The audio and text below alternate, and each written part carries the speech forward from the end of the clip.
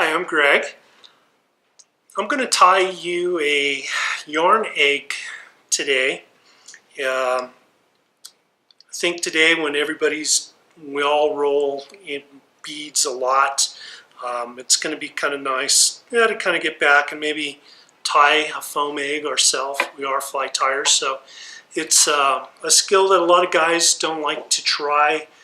Egg patterns can be extremely difficult, really.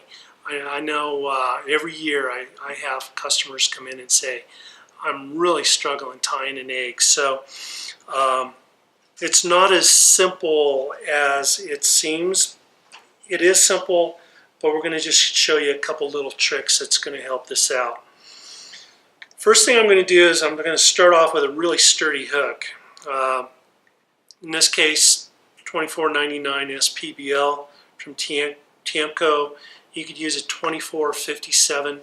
Any really heavy egg hook would work just fine. The thread I'm going to use is some of this new Vivas. I think I got that up right. It's a 30 denier. It's a really thin, strong gel spun thread. You can probably pull your car with this stuff. It's so strong. And then for the foam itself, or the yarn, we're going to use McFlylon.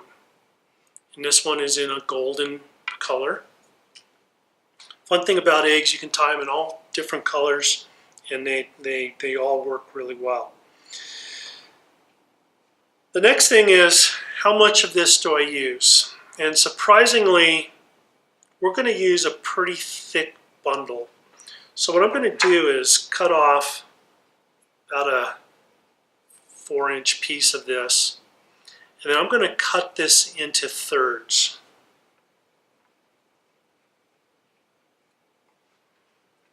So I have 3 pieces, pretty thick, and you would think that would be way too much, but you'll see how this compresses down nicely. Another thing I'm going to use is some synthetic shears. This GSP thread is extremely hard and slippery. It's a little hard to get started on your hook, but it lays down super smooth.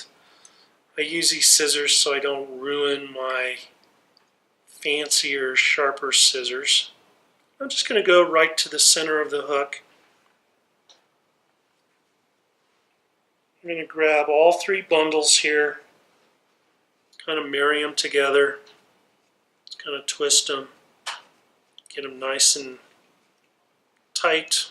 I'm actually kind of turning them right there in the center.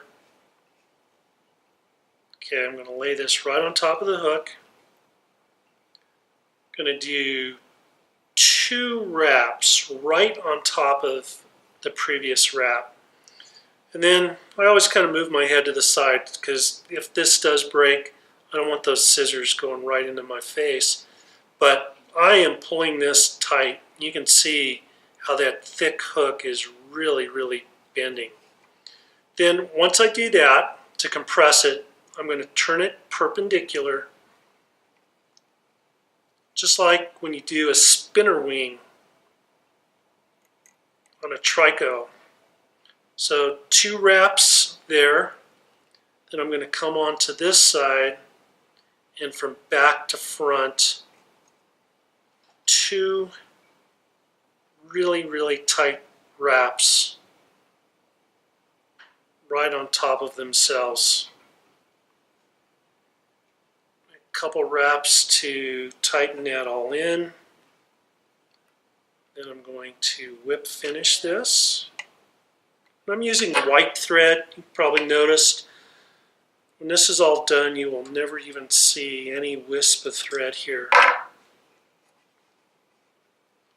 So now I'm going to pull this straight up. I'm going to put this back into my vise a little better.